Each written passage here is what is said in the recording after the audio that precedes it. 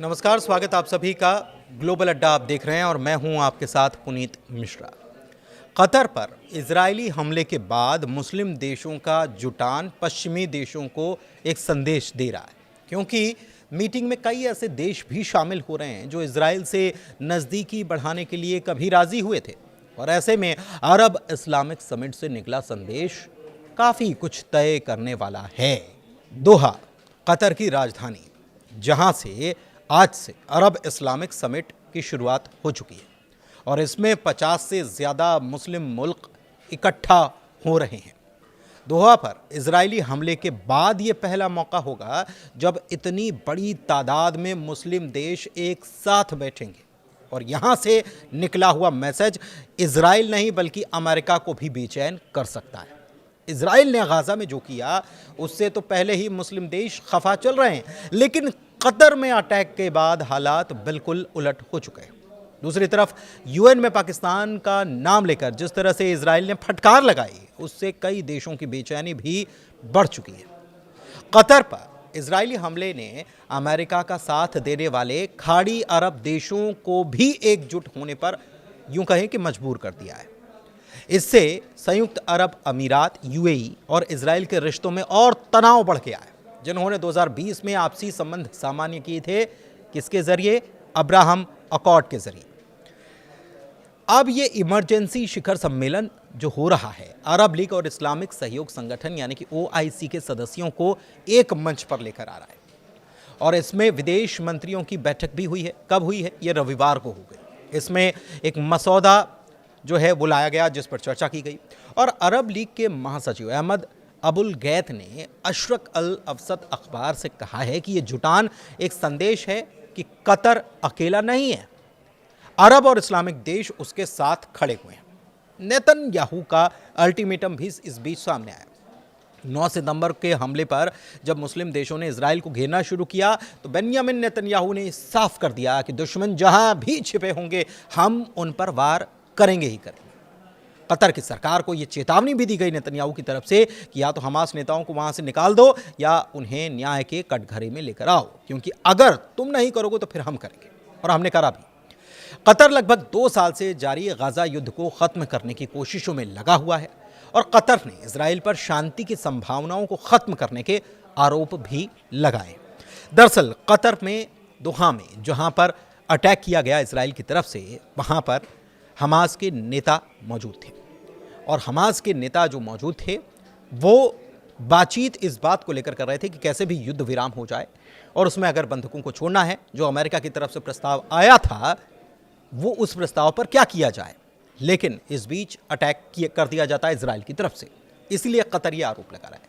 लेकिन यूएई भी नाराज है, अमेरिका का सहयोगी है, कतर भी सहयोगी है, लेकिन अमेरिका का सहयोगी और अब्राहम अकॉर्ड के तहत इजराइल से जो ताल्लुकात हैं उसको सामान्य करने वाला यूएई देश जो है वो भी इस हमले से नाराज है।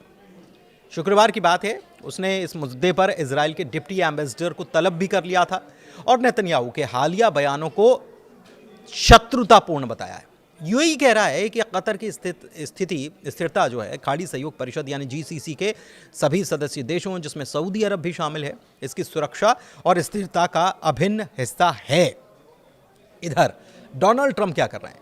डोनाल्ड ट्रंप ने इजराइल के हमले पर नाखुशी जताई है। उन्होंने कहा है कि इस कदम से न तो इजराइल और न ही अमेरिका के टारगेट्स आगे बढ़े हैं। ट्रंप ने कतर को करीबी सहयोगी बताया जो कि शांति लाने की कड़ी कोशिश में लगा हुआ है और यह भी कहा कि हमास को ख़त्म करना एक सराहनीय लक्ष्य ज़रूर है। हमले के बाद उन्होंने कतर के अमीर शेख तमीम बिन हमद अल थानी से यह कहा कि ऐसी घटना दोबारा उनकी ज़मीन पर नहीं होगी। तो क्या ट्रंप इस बात की गारंटी दे रहे हैं? सवाल ये भी है क्यों? क्योंकि इजराइल जो है वो जो भी कदम उठाता है, ऐसा होता नहीं कि अमेरिका को उसकी खबर ना हो। तो क्या डबल गेम चल रहा है अमेरिका की तरफ से? नेतन्याहू ने दरअसल शनिवार को ये कहा कि कतर में रह रहे हमास नेताओं को हटाना उन बंधकों की रिहाई का मुख्य अवरोध या बैरियर जो है उसको दूर करने का काम करेगा, जिन्हें अभी गाजा में कैद करके रखा है, और उस युद्ध को खत्म करने का रास्ता खोलेगा जो 7 अक्टूबर 2023 को हमास के हमलों से शुरू किया गया था। लेकिन मुस्लिम देश जो हैं इजराइल को वैसे भी पसंद करते नहीं हैं। 2020 में हालांकि ऐसा वक्त आया जब अमेरिका के दबाव या उसकी कोशिशें जो भी मान लीजिए, कुछ अरब देशों ने पहली बार इजराइल को मान्यता दी। ये अब्राहम अकॉर्ड के जरिए दी गई और उसके साथ रिश्ते बनाए, समझौता किया गया। इसे ही अब्राहम अकॉर्ड के नाम से जाना जाता है। लेकिन अब क्या स्थिति हो रही है? अब दोहा में हमास नेताओं को जो निशाना बनाकर इजराइल ने हमले किए, तो एक बार फिर से ये डोर टूटती नजर आ रही है।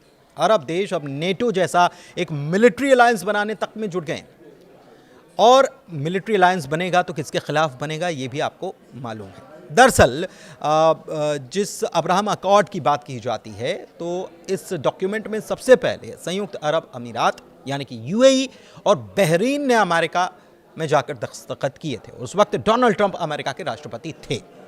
इसके बाद मोरक्को, ये 2020 में हुआ था, ठीक है, और इसके बाद फिर मोरक्को और सूडान जैसे देश भी इसमें जुड़ते चले गए। इस पहल में ट्रंप के दामाद जारेड कुशनर ने अहम भूमिका निभाई थी। अब समझौता अहम क्यों है? क्योंकि 25 साल बाद किसी अरब देश ने इजराइल को मान्यता देने का काम किया था, और इसीलिए इसे बहुत बड़ा कदम उस वक्त माना गया। और सबसे बड़ा तोहफा इजराइल को यूएई से रिश्ता मिलने का था, क्योंकि तेल कारोबार की दुनिया में वो बड़ी ताकत है ही, और पूरे खाड़ी क्षेत्र पर उसका असर भी है। और रिश्तों से व्यापार, सुरक्षा, रक्षा, टेक्नोलॉजी के दरवाजे भी खुले हैं इजराइल के लिए। अब फिलिस्तीन पर भी असर हो सकता है। कैसे? फिलिस्तीन का ये कहना था कि अरब देशों ने उन्हें धोखा देने का काम किया है, क्योंकि पहले यह तय किया गया था कि जब तक फिलिस्तीन को आज़ाद मुल्क का दर्जा नहीं मिलता है, तब तक कोई भी अरब देश इजराइल से अपने ताल्लुकात, रिश्ते सामान्य नहीं करेगा। लेकिन अब्राहम अकॉर्ड ने इस पुराने टैबू को तोड़ दिया। अब अभी हालात कैसे हैं? तो शुरुआत में रिश्ते मजबूत हुए, लेकिन अब हालात बिगड़ने लगे हैं। क्यों बिगड़ने लगे हैं? क्योंकि कतर के दोहा में जो कुछ हुआ उससे हालात बिगड़ रहे हैं। यूएई ने तो चेतावनी दे दी है कि अगर इजराइल वेस्ट बैंक में और ज़मीन कब्जा करके बसाहट बनाएगा तो यह अब्राहम अकॉर्ड की भावना के खिलाफ होगा। 2023 के बाद से गजा वॉर या युद्ध कह लीजिए, हमास इजराइल संघर्ष ने अरब देशों और इजराइल के रिश्तों को और तनावपूर्ण बनाने का काम किया है।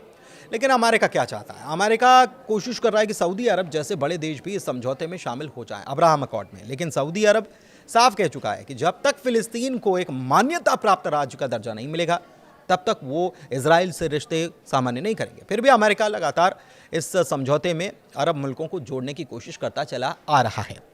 हाल ही में ये भी चर्चा चल रही है कि अजरबैजान और कुछ सेंट्रल एशियाई मुस्लिम देश इसमें शामिल किए जा सकते हैं। लेकिन दूसरी तरफ जो हमने आपको बताया खबर की शुरुआत में कि 50 मुल्कों का जुटान हो रहा है, मुस्लिम मुल्क हैं और उनका जुटान हो रहा है, और वो तब हो रहा है जब गजा सिटी पर लगातार अटैक हो रहे हैं। दूसरी तरफ वेस्ट बैंक पर भी ज़मीन पर और बसाहट बनाने की इजराइल की तरफ से कोशिश की जा रही है। और इस बीच स्थितियां जो हैं वो ठीक नहीं कही जा सकती अमेरिका के साथ साथ इजराइल दोनों के लिए, क्योंकि कई सारे मुस्लिम मुल्क अगर एकजुट होते हैं, हालांकि ऐसा नहीं है कि इसके पहले नहीं हुए होंगे, इसके पहले भी कई दफ़ा हुए हैं, और फिलिस्तीन के मुद्दे पर बातें तो बहुत होती हैं, लेकिन उसके बाद क्या होता है ये हम सब देख चुके हैं। क्योंकि ईरान एक ऐसा मुल्क है जो फिलिस्तीन पर खुलकर बोलता नज़र आता है, और दूसरी तरफ तुर्की ने भी हाल ही में इसको लेकर कई सारे प्रतिबंध और रिश्तों को ख़त्म करने जैसे कदम उठाए हैं इजराइल के साथ। लेकिन बाकी मुस्लिम देश जो हैं वो बोलते तो हैं, लेकिन उतनी मुखरता से नहीं बोलते नज़र आते हैं। तो क्या इस बार ऐसा कुछ होने वाला है? क्योंकि एक बड़ी मीटिंग होने जा रही है, और क्योंकि इस बार कतर के दोहा में भी इजराइल की तरफ से अटैक किया गया है, और इजराइल की ये दलील है कि भाई हमारे सामने जो आतंकी हैं उनको ख़त्म करने के लिए वो कहीं पर भी छिपे हों, हम उनको किसी भी सूरत में बख्शेंगे नहीं।